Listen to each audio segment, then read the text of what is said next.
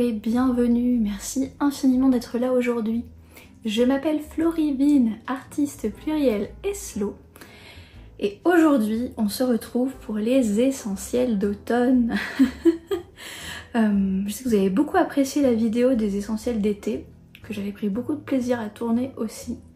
Et je me suis dit, je peux pas partir en congé maternité sans vous faire une petite vidéo d'essentiels d'automne, qui est ma saison préférée et où j'ai plein de trucs à vous dire. Donc, j'ai toute la liste sur mon ordi à côté. Et j'ai fait des catégories. Donc il y a les activités et rituels, tout ce qui est vêtements, cosmétiques, accessoires, etc. La créativité, la papeterie, la maison et la culture, tout ce qui est médias, bouquins, etc. Donc c'est parti, allez. La première chose, les activités et rituels, ce que j'aime faire quand arrive l'automne. Et alors entre septembre et novembre, c'est pas les mêmes activités qui se déploient à mesure que l'automne avance, donc ça c'est aussi un truc hyper intéressant. Une des premières choses que j'aime faire quand l'automne commence, c'est tout ce qui est culturel, puisqu'il y a la rentrée, l'agenda culturel, la rentrée culturelle au mois de septembre. Donc il y a la première chose, qui est malheureusement déjà passée quand cette vidéo sort pour cette année, qui sont les journées du patrimoine. Donc là c'était le week-end dernier au moment où sort la vidéo, c'était le 21 et 22 septembre en 2024, mais chaque année il y a un week-end comme ça. Et au fil des années, alors cette année j'y suis pas allée, hein, je suis pas très mobile là cet automne, donc j'en ai pas profité. Mais d'habitude j'aime bien regarder un petit peu ce qui se fait, ce qui est ouvert. Et j'ai pu au fil des années découvrir des trucs hyper intéressants grâce aux journées du patrimoine. Notamment une année, on avait pu visiter le musée de la minéralogie ou de la mine, un truc comme ça, qui est au fond des jardins du Luxembourg, qui appartient à l'école des mines et qui est pas du tout ouvert d'habitude. Ça c'était cool. Donc n'hésitez pas à regarder dans votre région. Bah du coup en 2025. C'est une des activités que j'aime beaucoup faire à la rentrée. Et puis au-delà des journées du patrimoine, au mois de septembre, c'est la rentrée. Donc déjà c'est le moment où on peut s'inscrire à des trucs culturels. Donc à des salles de sport, des activités, de la danse, de la musique, s'abonner à une salle de théâtre, à de l'opéra, ce genre de trucs là. On n'a pas besoin d'être un enfant pour avoir... je me rappelle quand j'étais petite, mes parents ils m'inscrivaient à la musique, au sport, évidemment au mois de septembre en même temps que la rentrée des classes. On n'a pas besoin d'être un enfant pour ça. On peut choisir en tant qu'adulte de se dire tiens, si je m'inscrivais, si je prenais des cours de poterie, de musique, de dessin, de sport, de tout ce que vous voulez, tout ce qui vous intéresse. Ou bien il y a aussi l'agenda culturel des musées et des lieux culturels. Si vous avez un musée ou un ou plusieurs musées, lieux culturels, théâtre, etc. que vous aimez, c'est la saison de regarder un peu leur programmation, d'éventuellement prendre un abonnement s'ils en ont un, ou tout simplement de planifier quelles expos on va venir regarder. Alors encore une fois, moi cette année ça va être compliqué, mais j'aime bien faire ça. Par exemple j'aime beaucoup le musée du Quai Branly à Paris, et j'étais allée voir une année une exposition sur les esprits et fantômes asiatiques. Il y avait notamment les yokai japonais, il y avait aussi des esprits absolument épouvantables, thaïlandais, des choses comme ça. Elle était super bien cette expo, et je sais que cette année, j'ai vu les pubs dans le métro, il y a une expo au Quai Branly sur les zombies, et la légende, le folklore et tout des zombies, d'où ça vient, le mot zombie, etc. Je crois que ça vient du vaudou. Malheureusement cette année, je pourrais pas aller la voir, mais c'est un exemple. Voilà, première activité qui arrive au mois de septembre. Un deuxième rituel que j'aime beaucoup faire, donc fin septembre, début octobre, ça c'est très personnel, c'est j'aime bien passer une journée en ville, dans Paris, j'habite en région parisienne, et de faire le tour de mon quartier d'achat préféré, qui est le Marais, de faire mes petits magasins que j'aime bien, et m'acheter des petits trucs d'automne, dont les petits trucs dont on va parler après dans la vidéo. Et de m'acheter des petits trucs pour la maison, un petit vêtement, un petit truc d'encens, un petit parfum, un petit thé. Et avant de rentrer à la maison avec tous mes sacs, j'aime m'arrêter au Starbucks pour commander un pumpkin spice latte. Alors Starbucks pour moi c'est vraiment nostalgique parce que c'était le coffee shop où j'allais quand j'étais au Japon. Quand j'habitais au Japon, j'ai habité un an au Japon en 2006-2007. Et j'allais souvent au Starbucks prendre des boissons latte, là, des cappuccinos, des cafés latte, des mochas, des machins. Et souvent j'allais étudier en fait au Starbucks parce qu'ils avaient des sièges hyper confortables, etc. Et il n'y avait pas encore à l'époque 50 000 chaînes de café comme il y a maintenant. Du coup c'était une des seules options qu'il y avait à l'époque à Tokyo. Du coup c'est très nostalgique pour moi le Starbucks. Depuis, je ne m'y rends pratiquement plus parce que je trouve que ça n'a pas d'intérêt par rapport à tous les salons de thé et cafés indépendants qui existent par ailleurs en région parisienne, et je pense que c'est pareil ailleurs en France et ailleurs dans le monde. Hein. C'est vraiment devenu à la mode maintenant d'avoir des specialty coffee shops ou des salons de thé ou des choses comme ça. On n'est pas obligé de donner notre argent à un truc aussi industriel que Starbucks. Mais une fois par an, j'aime bien garder ce rituel de dépenser 8 € chez Starbucks, d'acheter un pumpkin spice latte avec une petite médaille en chocolat au lait, là, comme quand j'étais au Japon quand j'avais 20 ans. C'est vraiment une Madeleine de Proust pour moi. Et ensuite rentrer à la maison avec tous mes petits achats au fil des années, qui sont devenus d'ailleurs des récompenses pour les défis créatifs, parce qu'il y a des défis créatifs en octobre-novembre, notamment le National Novel Writing Month au mois de novembre, donc qui est un défi d'écriture très connu des écrivains et écrivaines créatives. Et ces petits cadeaux-là, ça a fait partie des petites surprises que j'ai pu me piocher quand j'atteins mon nombre de mots ou mon nombre de sessions d'écriture, etc. Donc ça fait plusieurs années que ce rituel existe dans ma vie. D'ailleurs, il y a des vlogs passés des années précédentes, si vous voulez aller les regarder, où j'ai un petit peu documenté cette journée automnale particulière. Cette année, ça n'a pas lieu. Mais j'ai quand même réussi à boire mon pumpkin spice latte, donc je suis plutôt contente. Ensuite, une autre activité automnale qui se tient plutôt en octobre, fin octobre, début novembre, lorsque j'ai l'occasion de visiter ma famille, parce que j'ai pas trouvé de forêt qui me plaît en Île-de-France. C'est d'aller me promener en forêt, j'adore ça, en automne en particulier. J'adore me promener en forêt parce que les feuilles sont toutes mordorées, il y a les feuilles mortes par terre, ça sent la nature après la pluie, la mousse, etc. On peut repérer des champignons. Alors moi je suis pas assez calée en champignons pour les cueillir, donc je ne prends pas le risque. Mais j'adore les repérer, les prendre en photo pour en faire ensuite des aquarelles, ce genre de choses. Donc je pense que voilà, si vous habitez dans une région où il y a pas mal de nature, des trucs intéressants à faire, en fonction d'où vous habitez, je sais qu'au Canada, vous avez même des fermes où vous pouvez aller ramasser des potirons, etc. On n'a pas trop ça en France, en tout cas pas que je sache. Mais chaque région a un peu ses rituels d'automne autour de la nature et autour des moissons et autour de ce qui est en saison en fait en automne. Et en parlant de nature et de fruits et légumes de saison et de choses comme ça, dernier petit rituel que j'adore en automne, c'est cuisiner des tartes et des gâteaux. Donc quand on est en septembre, ça va plutôt être tout ce qui est tarte aux prunes, tarte aux quetch, ce genre de choses là. On en a fait quelques-unes avec mon mari et ma maman cette année. Et puis quand on arrive plus vers octobre-novembre, j'aime faire plutôt des gâteaux aux épices, aux noisettes, gâteaux au potiron, gâteaux à la carotte, avec de la cannelle, des clous de girofle, des choses comme ça. Donc ça c'était les petites activités et rituels d'automne. Ensuite tout ce qui est vêtements, cosmétiques, tout ça, tout l'apparat là. Alors en automne, sur ce sujet-là, moi il y a en général trois choses. La première chose c'est les couleurs. Parce que j'adore les tons de brun, de marron, de terre de sienne, de terracotta, de jaune moutarde, enfin tous ces trucs hyper automnaux, j'adore. Ce qui fait qu'en général, je me réserve un budget en fait vestimentaire et accessoires plus important pour les achats d'automne-hiver que pour les achats de printemps-été, même si c'est pour acheter des t-shirts à manches courtes comme ça. Parce que je sais qu'il y a plus de chances qu'il y ait des couleurs qui me plaisent. Donc il y a tout le côté couleur. Il y a le côté confort aussi, parce que l'automne c'est le moment où on a envie de porter des choses confortables, on a envie de cocooning, on a envie de... Alors là j'ai pas mis, c'est un t-shirt en lin parce que j'ai chaud. Je sais pas si c'est un effet de la grossesse, j'ai chaud.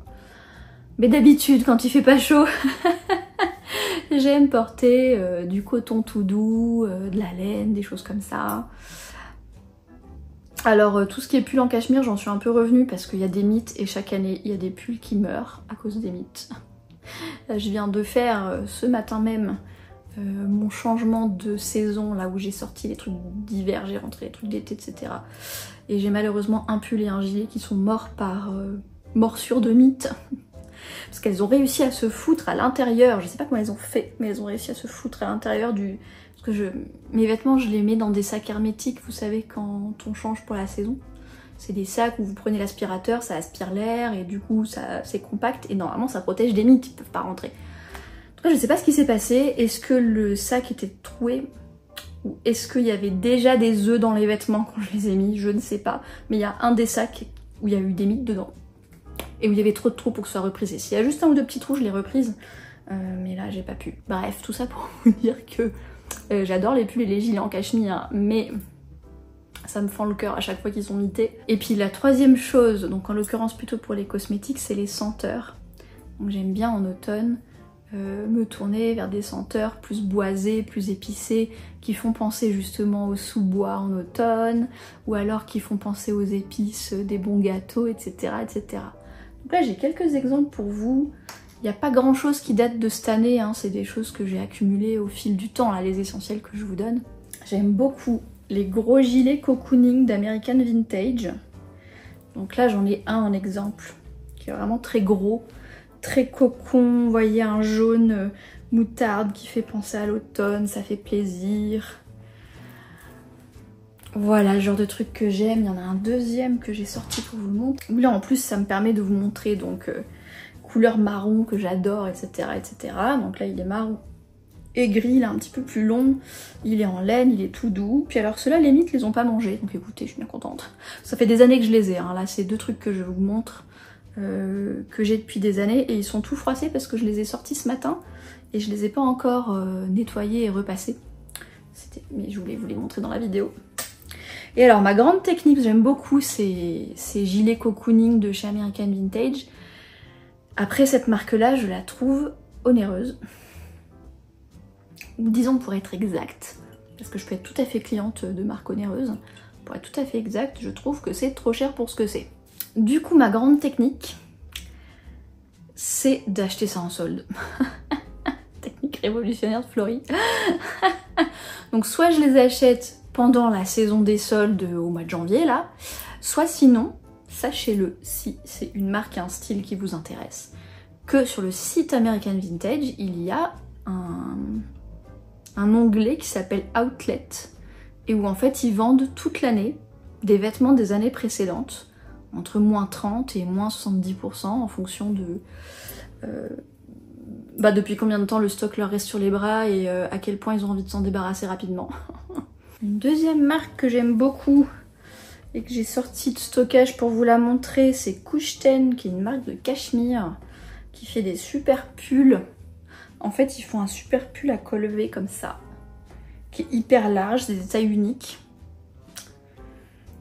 que je trouve ultra confortable, que je me suis gardée pour cet hiver parce que vu que c'est un col V très ouvert, ce sera parfait pour l'été. Et au fil des années, je me suis acheté plusieurs couleurs. Je dirais que le défaut du cachemire de Couche-Ten, c'est qu'il a tendance à peler un petit peu, enfin à plucher un petit peu. Mais j'ai acheté, je l'ai pas monté, j'ai acheté chez eux une espèce de petite machine qui épluche, qui épluche les pulls. Alors ça donne pas envie comme ça, mais en fait c'est une espèce de truc qui enlève les peluches et qui permet de redonner une deuxième vie aux pulls et de les faire durer un petit peu plus longtemps. Évidemment les mythes les adorent. Il y en a deux que j'ai mis de côté qu'il faut que je reprise. Voilà, donc j'en ai 3-4 maintenant de différentes couleurs que j'ai achetées au fil des années, j'en ai pas acheté cette année.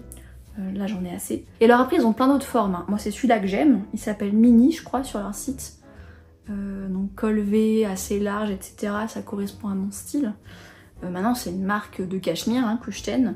Donc ils ont des pulls à col rond, ils ont des pulls serrés, ils ont des pulls larges, ils ont des pulls col roulé, ils ont des... En fonction de vos goûts, ils ont plein de trucs. Donc là c'est pareil, j'achète essentiellement en solde parce que c'est une marque de cachemire, donc ça a un certain prix. Alors, et donc, toujours dans les vêtements, j'ai amené quelques trucs marrons pour vous montrer. Donc par exemple cette écharpe qui a du bleu marine, du beige et puis du marron, marron orangé là. Ça fait 13 ans que je l'ai, elle vient la collection automne-hiver 2011 de Comptoir des Cotonniers. Avant que cette marque se fasse racheter, à l'époque où elle était encore bien. Et cette collection en particulier automne-hiver 2011, elle était extraordinaire en termes de couleurs. Enfin, c'était ça les couleurs de la collection en fait. Et à l'époque, ma frustration, c'était que j'étais stagiaire, que j'avais pas beaucoup d'argent, que c'était déjà une marque chère à l'époque, et qu'il avait fallu faire des choix. Et donc j'avais notamment opté pour cette magnifique écharpe que je ressors tous les automnes. Et je m'étais acheté un sac à main, que je vous ai aussi sorti pour vous le montrer, qui est dans ce... Ça c'est vraiment ma couleur préférée. Enfin, il y a plusieurs nuances de cette couleur-là. Donc rouge-brun, orange-brun. Donc cette espèce de marron qui tire, qui peut être très foncé, qui tire un peu sur le bordeaux, ou qui peut être plus clair et qui tire sur le orange en fait, sur le terracotta même presque. Je trouve ça magnifique, c'est ma couleur préférée. Et ce sac là pareil, il date de 2011. Et je le ressors chaque automne. Et je suis tellement ravie à chaque fois. Ça c'est une écharpe de la marque Quintessence, qui est basée à Roubaix. Et donc il y a en gaze de coton, il y a un côté rouge brique presque orangé. Et un côté avec des petites fleurs marron, beige, il y a un petit peu de vert, enfin c'est très automnal. Ça j'ai dû acheter ça il y a 2 ou 3 ans peut-être. Donc voilà un autre exemple de petite écharpe. Alors soit si je veux avoir les petites fleurs, si j'ai une tenue un peu sobre, je la mets côté petites fleurs. Soit je la mets côté rouge. C'est une des écharpes que je ressors en automne et que j'adore utiliser en automne. Un autre sac à main que j'ai aussi depuis des années, qui vient de chez Naténine. Alors celui-là, je le mets toute l'année. Hein. Il est marron caramel un peu. À l'intérieur, la doublure, elle est vert kaki. Il est ultra pratique, genre s'il devait en rester qu'un de tous mes sacs à main, c'est celui-là que je garderai. Il peut se porter en bandoulière, il peut se porter à l'épaule. Il est juste la bonne taille pour emmener tout le bazar qu'on veut sans qu'il devienne trop encombrant. Il a des poches de partout, devant, derrière, etc. pour foutre le téléphone, les écouteurs, le passe Navigo, les clés, enfin tous les trucs qu'on a envie d'atteindre, le rouge à lèvres et compagnie, vous voyez.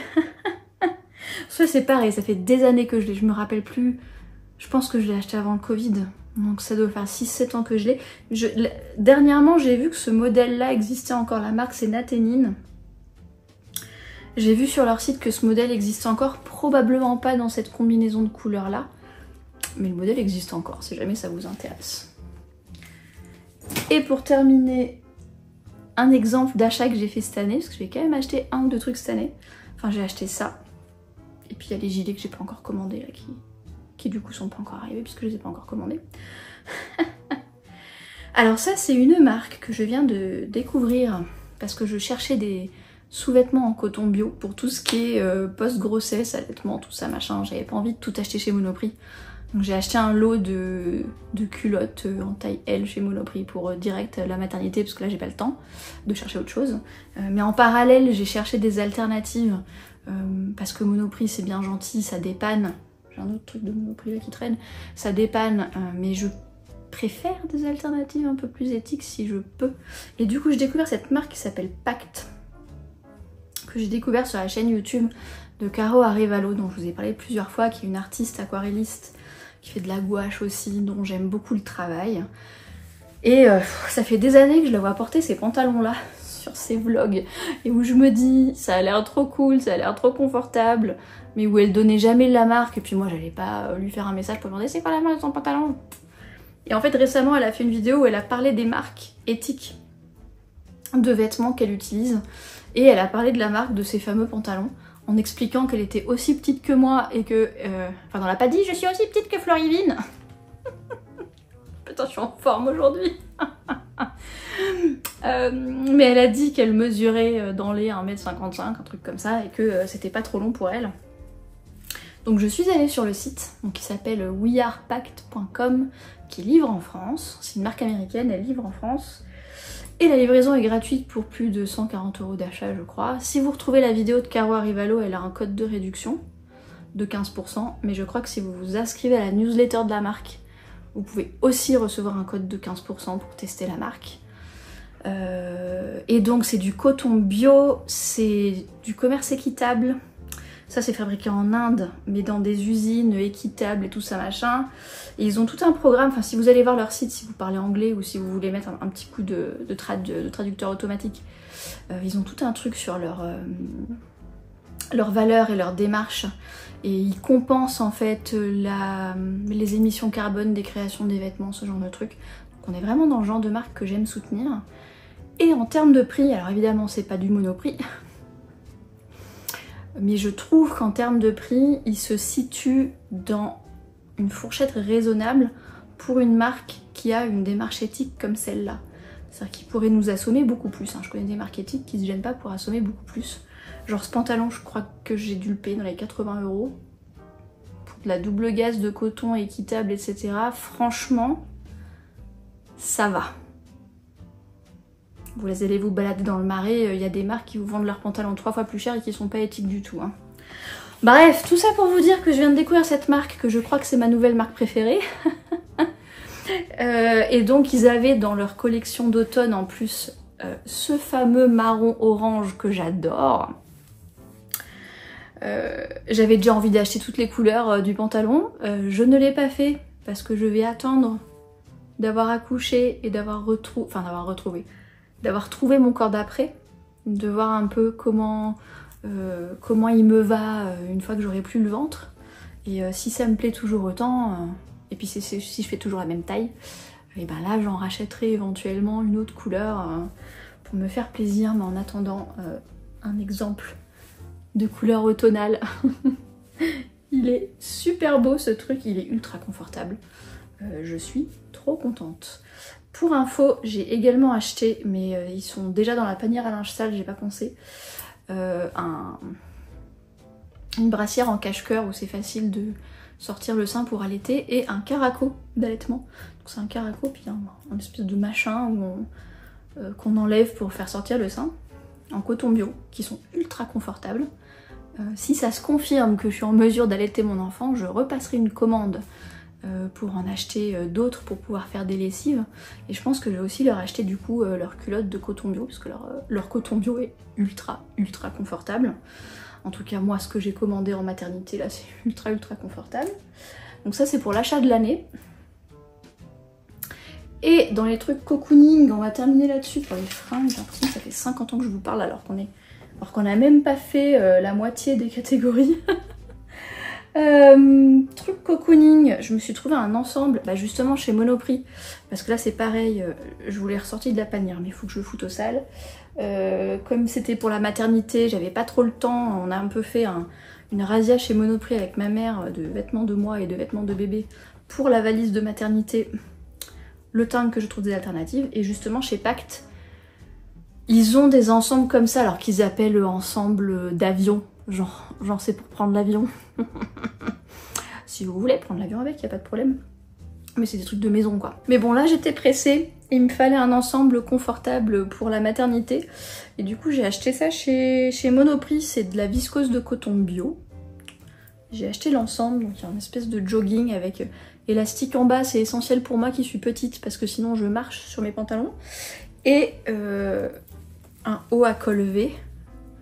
Ce truc est l'un des trucs les plus confortables de la terre, j'en peux plus tellement c'est confortable. Je suis très contente de l'avoir acheté et ça me servira tout à fait après. Hein. Comme je vous disais dans je sais plus quelle vidéo, j'ai acheté très peu de choses. Je crois que les brassières d'allaitement, ça va être les seuls trucs qui finalement vont durer que pendant la période de l'allaitement. Sinon, j'ai pratiquement pas acheté de trucs spécifiques à la maternité parce que je voulais pouvoir continuer à les utiliser après en fait. Et ça, typiquement, ça va être une pyjama / tenue de maison d'automne-hiver jusqu'à ce que limite le bouffe. Pendant des années, jusqu'à ce que limite le bouffe. Et dernier truc, je crois que je l'avais déjà présenté, c'est... alors la marque, c'est le pantalon le plus confortable de la Terre que j'ai acheté il y a 1 an ou 2, c'est du bleu marine. C'est un espèce de jogging chic qui sort des rangements hiver-été que j'ai pas encore repassé. La marque c'est Majestic Filature.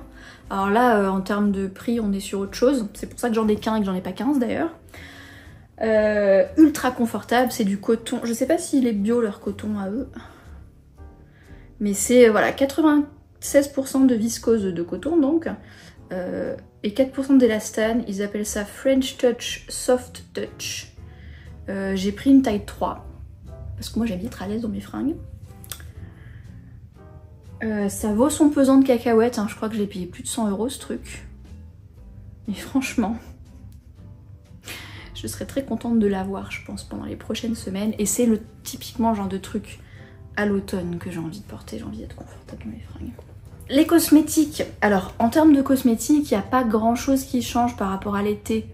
Parce que je suis pas encore dans les gros trucs d'hiver. Mais c'est plutôt les senteurs qui me plaisent avec les cosmétiques. Et notamment, j'aime me faire le plaisir d'hydrater mes mains avec cette crème qui s'appelle Résurrection aromatique Hand Balm. Baume aromatique résurrection pour les mains, c'est marqué en français, Florie. Écorce de mandarine, feuilles de romarin, cèdre d'Atlas. Alors Aesop, c'est une marque qui a des senteurs très épicées, très boisées, très particulières et assez présentes. Donc c'est vraiment le genre de marque, on aime ou on n'aime pas la senteur. C'est une marque qui est assez onéreuse et que je n'achète personnellement que pour la senteur. Donc j'ai quelques petits luxes comme ça que je m'offre dans cette marque. J'ai des bâtonnets d'encens aussi chez eux et j'ai un parfum aussi chez eux. Et cette crème pour les mains là, c'est une recharge que j'ai, enfin une recharge, un nouveau pot que je me suis acheté. Mais le pot précédent n'est pas encore terminé, il est à côté de mon écran d'ordinateur dans le bureau du bas et je m'en mets en journée quand je travaille et que j'ai les mains sèches. Voilà, j'ai pas grand chose à dire là-dessus, pour le coup c'est pas du tout un produit naturel ni rien, hein. C'est uniquement pour le plaisir sensuel de la crème hydratante sur les mains et de l'odeur que j'adore. J'adore cette odeur. Deuxième truc, c'est mon parfum d'automne. Alors les parfums, pour les gens qui en portent en tout cas, j'ai remarqué qu'il y avait deux types de porteurs ou porteuses de parfums. Les personnes qui ont un parfum et ils ont le même toute leur vie. À la limite, ils ont une version voyage quand ils s'en vont, mais ils mettent la même senteur toute leur vie. Et les personnes qui aiment bien changer en fonction de leur humeur et de la saison. Et moi, je fais partie des personnes qui aiment bien changer en fonction de mon humeur et de la saison. Aussi parce que le nez s'habitue assez rapidement en fait à ce qu'on met tous les jours. Et du coup, j'aime bien changer souvent parce que je me parfume pour moi en fait. Pour sentir bon et pour me sentir. Donc au bout d'un moment, quand je sens plus mon propre parfum, et ben je change. Donc j'ai des petits flacons comme ça doit être 30 ml. Ouais. J'ai des petits flacons comme ça et je change très régulièrement de parfum. Après je ressors des parfums, j'en achète pas 5 par an si vous voulez. Il y a des parfums que j'ai, celui-là c'est, je crois que je l'ai acheté il y a 2 ans, vous voyez, il m'en reste encore la moitié. Donc je ressors, j'ai un petit stock qui tourne et toutes les 6-8 semaines je change de parfum. Et donc en septembre-octobre, mon parfum préféré c'est English Oak and Hazelnut par Jo Malone. Donc ça veut dire chêne anglais et noisette. Et en fait il a une senteur de bois et d'épices d'automne. Enfin ça fait un peu soie d'automne, un peu épicé. Ça évoque vraiment les fameuses balades en forêt dont je parlais en début de vidéo. Et j'adore ce parfum. Et dernier truc de cosmétique, je pense que j'en ai déjà parlé, c'est le baume de nuit de On the Wild Side. Pour le coup, c'est vraiment automne et hiver. Celui-là, je l'ai terminé. J'ai déjà acheté la recharge, mais je vous ai amené celui qui est fini plutôt que de vous amener la recharge. Et c'est un truc plante sauvage, bio et naturel. Alors pour le coup, On the Wild Side, c'est une marque française qui est bio, naturel, tout ça, machin. Il y a le prix qui va avec. Celui-ci doit coûter... Quand on arrive à attraper un petit code de réduit qui doit coûter dans les 40 €. Et ça m'a fait tout l'automne-hiver dernier. 40 € pour une saison. Et c'est donc un truc qui se fout sur le visage la nuit avant de dormir. C'est assez collant, c'est riche, mais hyper agréable à mettre. Et en fait, ça fait que le lendemain matin, quand je me réveille, j'ai pas la peau qui tire. Et j'arrive à avoir la peau beaucoup moins sèche que d'habitude. J'ai la peau sèche en général, en vieillissant, j'ai la peau de plus en plus sèche. Et particulièrement en automne-hiver, dès qu'il commence à faire plus frais, j'ai la peau qui est très très vite sèche. Et c'était l'année dernière, ce truc, il m'a rendu le confort de mon visage, un truc de fou. Donc là-dedans, il doit rester quelques jours de baume de nuit. Et j'ai déjà racheté du coup le tube suivant. Enfin, dernier truc d'apparence que j'adore en automne, c'est les bijoux. Et au fil des années, j'ai acquis des bijoux auprès de petites créatrices bijoutières machin, à l'effigie de trucs d'automne, et ça me fait vachement plaisir de les ressortir. Donc j'ai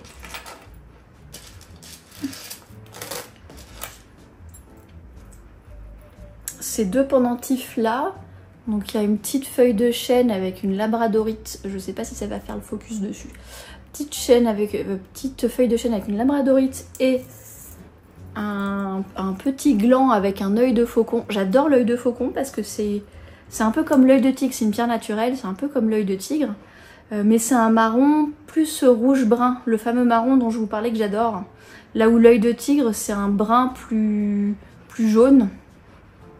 Et du coup, j'adore les trucs en œil de faucon. Je me demande si j'ai pas un... Ouais, ben, j'ai des trucs en œil de faucon, voilà. Donc là, ces deux-là, ils viennent de chez Atelier Terra Nostra, qui est une fabricante de bijoux en argent et en laiton. Et la chaîne, là, c'est moi qui l'ai faite, avec des petites hématites. Et qu'est-ce que j'ai d'autre? J'ai une graine de tilleul, une hélice de tilleul, que j'ai acheté en Pologne auprès d'une marque de bijoux qui s'appelle Orska. C'est aussi du laiton, ça. Ils ont aussi de l'argent, du laiton, ils ont de l'argent teint en noir. C'est des trucs plus gros, vous voyez là, c'est quelque chose d'assez conséquent. Donc c'est un style qui est assez particulier. Je pense qu'ils livrent en France, enfin moi j'ai acheté ça à Varsovie. Je pense que la marque elle livre en France. Mais c'est un style qui est beaucoup plus... Je crois qu'ils ont des bijoux pour hommes d'ailleurs. C'est un style qui est voilà, moins délicat on va dire. Mais ce pendentif là je l'ai vraiment trouvé super joli, j'aime bien le porter en automne.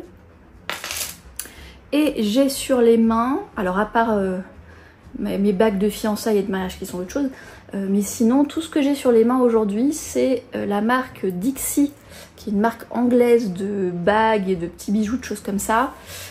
Et ils ont beaucoup de trucs autour de la forêt, autour des champignons, des renards, des feuilles, des choses comme ça. Et du coup il y a un ton très automnal à leurs bijoux. Et ça je crois que c'est l'année dernière que je me les suis achetées. Je me suis acheté toute une parure de bagues. Et là, elles y sont pas toutes. Je crois qu'il y en a deux autres petites que j'ai pas mis aujourd'hui. Mais je me suis acheté toute une parure de bagues un peu forestière, un peu automnale, que j'adore. Mais attends, je les mets toute l'année, hein, pour être honnête. Parce que je les trouve super jolies. Mais voilà des exemples de bijoux d'automne. Et il y a des bijoux que je fais moi-même. Avec, j'achète des perles, je vous en avais parlé dans les essentiels d'été. J'achète des perles et je me fais des bijoux. Voilà un exemple de sautoir que je me suis fabriqué il y a quelques années. Et là, c'était vraiment un mélange d'automne. Dedans, il y a de l'œil de tigre, de la cornaline, de la labradorite, de l'œil de faucon. Ça fait marron, gris et rouge orangé. Et je me suis fabriqué mon propre truc. Ce qui me permet de faire le lien vers la troisième section de la vidéo qui va durer 2 heures. Qui est les activités créatives en fait en automne. Et il y a toujours la fabrication de bijoux. J'ai tout mis là dans... Enfin ce que j'utilise en ce moment pour les bijoux que je fabrique en ce moment, j'ai tout mis dans une petite trousse. Et alors la différence avec les bijoux d'été, c'est les couleurs en fait. Là par exemple j'ai un truc en tissu qui est marron orangé. Et puis j'ai des perles... Je sais pas si vous verrez bien. Donc là il y en a c'est du plastique et puis il y en a c'est des pierres naturelles. Et ça va être des perles un petit peu plus dans les tons. Là j'ai du vert forêt, là il y a du bleu jaune etc. Qui fait un peu automne-hiver. Là il y a un vert kaki très profond qui fait automne. Un espèce de gris bleu qui fait automne-hiver. Il y a un espèce de marron caramel. Enfin vous voyez ça va être des couleurs... Il y en a un qui est couleur grenat. D'ailleurs j'en ai du vrai grenat. J'en ai pas là mais j'en ai.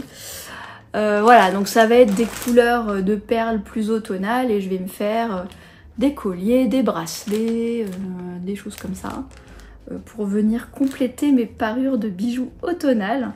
Et en plus, ça me donne le plaisir de les créer moi-même. Je trouve ça hyper relaxant de fabriquer des bijoux, j'adore. Ensuite, dans les activités créatives d'automne-hiver, alors les autres, je les ai pas là avec moi parce que j'ai pas encore prévu pour cette année. Je vais avoir un automne un peu particulier. Mais j'aime beaucoup me remettre au tricot à l'automne. J'ai une espèce de panière avec des tricots en cours, avec des pelotes, avec des aiguilles à tricoter, des choses comme ça, et j'aime bien tricoter devant la télé, me détendre avec ça. Les soirées d'automne-hiver, je trouve ça hyper agréable.